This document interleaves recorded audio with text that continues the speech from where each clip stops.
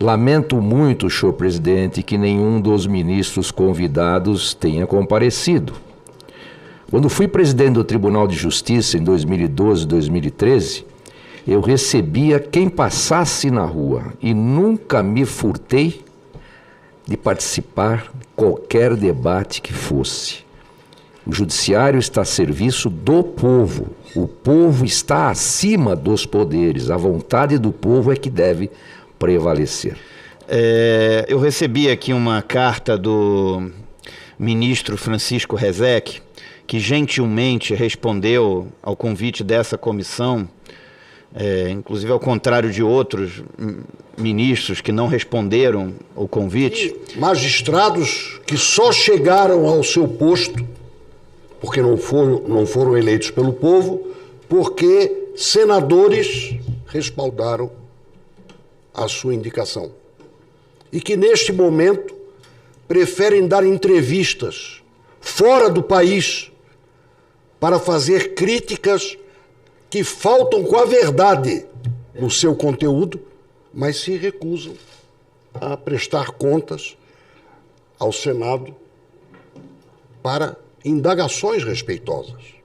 No momento que o país vive de tantos desafios, e o senhor é como eu e o senador Espiridião Amin, o senador Marcos Duval e outros que aqui estão e virão, nós andamos nas ruas, nós andamos nas praças, nós vamos a mercados, andamos de avião de carreira, e é uma grita geral, presidente Regufe.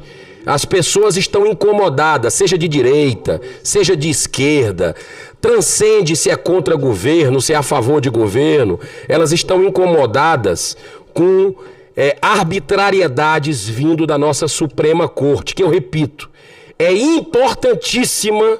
O Supremo Tribunal Federal é uma instituição importantíssima para a democracia no Brasil, é um pilar da nossa democracia, mas ultimamente tem perdido a mão.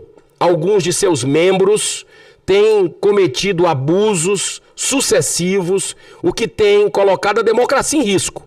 O ministro Luiz Roberto Barroso, quanto o ministro Alexandre de Moraes, nós podemos ser adversários em campos políticos. Quando eu digo isso político é porque eu vejo algumas atitudes desses ministros, ou atitudes politiqueiras, né? Muitas vezes atuando como partido de oposição. E eu tenho críticas a esse governo. Sempre deixei claro isso. Mas não é justo que se prive o atual governo federal de tomar decisões. E o que a gente vê aí é realmente arbitrariedade no sentido oposto, de atrapalhar o país, de jogar contra o país. E aí nós somos Brasil. Nós somos Brasil. Independente de governo que passa ou que não passa, a gente não pode dar oportunidades para acontecer o que está acontecendo no Brasil e ver juízes de primeira instância tomando atitudes com base em arbitrariedades recentes do Supremo Tribunal Federal, de alguns ministros do Supremo. Eu não tenho dúvida de que o Brasil pagará vexame internacionalmente quando o inquérito 4781 for analisado por alguma corte internacional. Eu duvido que algum país civilizado considere esta inquisição como parte do Estado Democrático de Direito. Nós sabemos que desde Montesquieu a atuação do judiciário tem sido flexibilizada. Até Hans Kelsen, que é um positivista por excelência, admite essa flexibilização e essa expansão da atuação jurisdicional. Mas sempre com o tempero e com a salvaguarda do nosso professor Canotilho, que efetivamente diz que a lei pode admitir sim diversas interpretações, mas desde que esteja de acordo, cada interpretação dessa esteja de acordo com a lei. Houve um avanço efetivamente nessa flexibilização e o ativismo comedido ganhou força, não é? Nós temos aí, inclusive, os artigos 4º e 5º da Lei de Introdução ao Código Civil, hoje chamada Lei de Introdução às Normas do Direito Brasileiro, que realmente permite que o juiz recorra à analogia, aos costumes, aos princípios gerais e também observe os fins sociais da lei. Entretanto, senhor presidente, o que nós estamos vendo agora no país, com todo o respeito que nos mereçam os ministros do Supremo, alguns deles, inclusive, têm oportunidade de privar de muitas conversas e nos ajudar, até auxiliar lá no Tribunal de Justiça. Nós estamos vendo que o Judiciário agora se transformou no único poder da República que realmente tem voz e que realmente comanda o nosso povo brasileiro. Então nós temos uma série de questões aí, lamentáveis, e que correm à margem da Constituição Federal. Nós estamos vendo, inclusive, restringido e cassado o nosso direito, é uma garantia prevista na Constituição individual, liberdades individuais, que inclusive são cláusulas pétreas, nos termos do artigo 60, parágrafo 4 da Constituição, ou seja, não podem ser modificados por emenda constitucional. Nós estamos vendo, a não ser que advenha uma nova Assembleia Constituinte, e nem em situação mais extrema e anômala, esses direitos permitem à Constituição que esses direitos sejam postergados. E o que nós vemos aí é uma situação bastante difícil para o povo brasileiro, uma verdadeira ditadura. Agora, por exemplo, não se pode falar das urnas eletrônicas, do voto auditável, uma discussão que o próprio Supremo, o próprio TSE, deveria ter promovido com o povo brasileiro amplamente, porque se trata do princípio máximo do cidadão, da cidadania, votar, o cidadão poder votar com garantia de quem deve ser realmente eleito, da sua vontade, de acordo com a sua vontade. Isso virou tabu para os ministros do TSE, ou para o dirigente do TSE, os dirigentes subsequentes. Isso virou tabu. Isso não pode ser mais discutido. Quando nós tínhamos uma lei a respeito disso, uma mini-reforma eleitoral, implantando o voto auditável. O próprio ministro Barroso fez demonstração a respeito do voto auditável. E, no entanto, agora isso simplesmente virou pó, porque não se quer discutir essa questão. Não vou entrar no mérito se houve ou não houve violação das urnas. O que importa é que o povo tenha a garantia efetiva de que sejam eleitos realmente aqueles que foram votados, os seus representantes. Isso é importante, o Judiciário tem que dar satisfação para o povo. O povo é soberano. Essa é a grande realidade. E nós estamos vendo aí esse princípio, essa garantia individual, não é, da liberdade de expressão, incisos 4º e 9º da Constituição Federal, preteridos. E lembrem-se, muito se lutou no curso da evolução da humanidade, batalhas sangrentas para que esses direitos e garantias individuais fossem concretizados. E nós agora simplesmente estamos jogando tudo isso pelo ralo. Aconteceu isso já na Covid, nos protocolos de Covid, que a gente acha realmente, os protocolos sanitários, que a gente acha realmente que esses protocolos deveriam ser implementados, mas nunca proibindo, por exemplo, o trabalho, que é um valor que está no artigo 1º, inciso 4º da Constituição Federal, e não pode ser afastado nem pelo estado de sítio ou de defesa. E está também dentre os artigos 5º da Constituição Federal, inciso 13, se não me engano.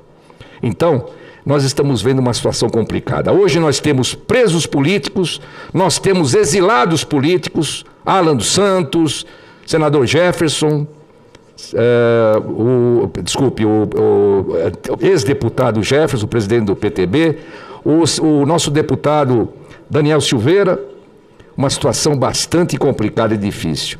Aliás, com relação ao deputado Daniel Silveira, nós vimos que não foi observado o artigo 53, né? Os seus parágrafos 2º e 8º do artigo 53 não foram observados. Para cassar a imunidade de um deputado federal, é preciso 2/3, não é? De votação da Câmara Federal, do Congresso Nacional, nem da Câmara, do Congresso Nacional. E o ministro relator desse processo, desse inquérito e desse processo, dessa ação penal, cassou efetivamente numa penada.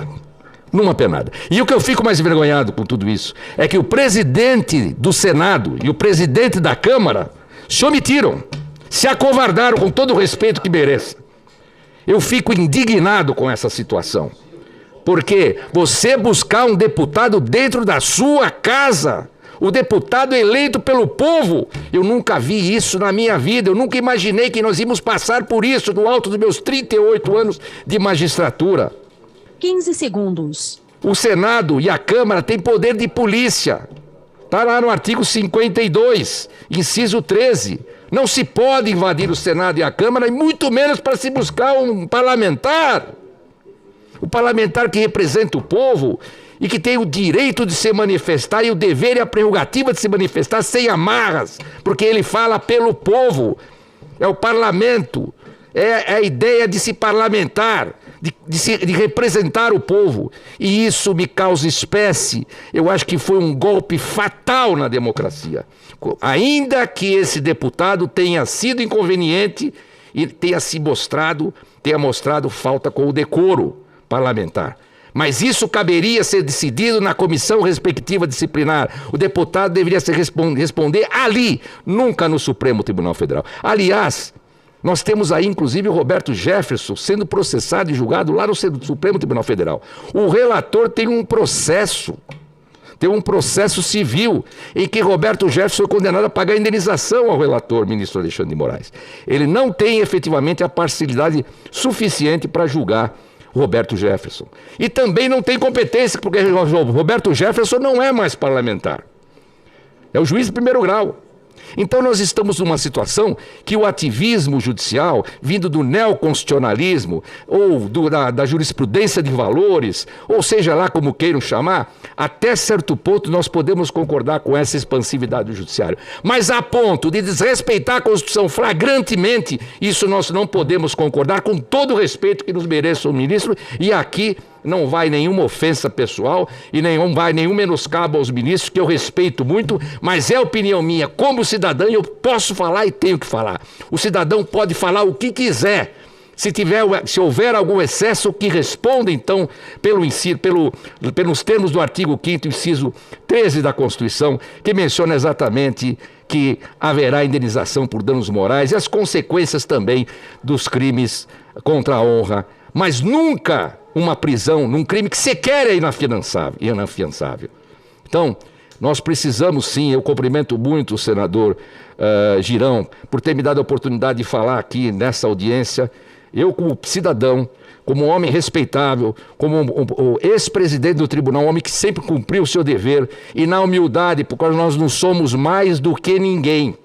Ninguém é mais do que ninguém. Nós podemos estar lá em cima, mas vamos ter que descer. E não se sabe se vamos descer no beijo, no abraço ou no corredor polonês. A grande verdade é que nós não somos mais do que ninguém. E nós, agentes públicos, eu fui agente público, nós estamos a serviço do povo. Nós devemos satisfação ao povo. É isso que nós devemos fazer. Agora, esse inquérito das fake news, por exemplo, onde está tipificada a fake news? Onde existe a tipificação? Houve pedido de arquivamento dela Procuradoria-Geral da República, Raquel Dodge, e não foi arquivado uma parte e foi ressuscitada a outra. Eu trago aqui, eu tenho uma jurisprudência aqui vasta, de que realmente o Supremo sempre decidiu que a Procuradoria-Geral da República, pedindo o arquivamento de um inquérito, ele tem que arquivar, o Supremo tem que arquivar.